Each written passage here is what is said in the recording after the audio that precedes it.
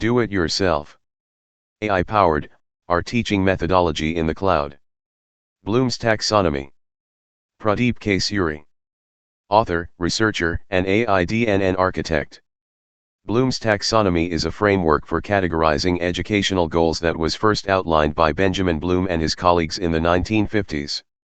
It's designed to promote higher forms of thinking in education, such as analyzing and evaluating concepts, processes, procedures, and principles, rather than just remembering facts, rote learning. Here's a detailed explanation of each level. 1. Knowledge.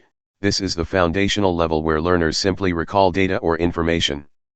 It involves the memorization of specific facts, terms, and concepts without necessarily understanding them. 2. Comprehension.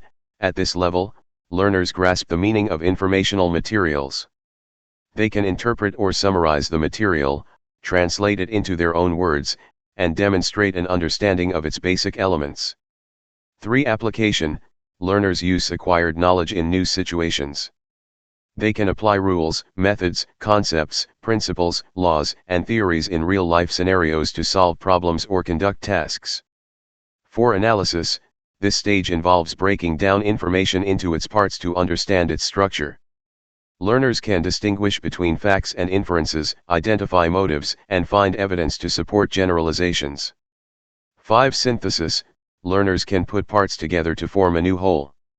This might involve proposing a plan, formulating a new classification scheme, or creating a novel solution to a problem. 6. Evaluation.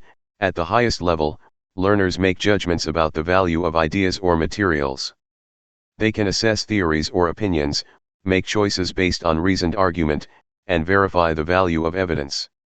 The taxonomy is often visualized as a pyramid, with the lower-level skills at the base and the higher-level skills at the top. The idea is that one must master each level before moving on to the next.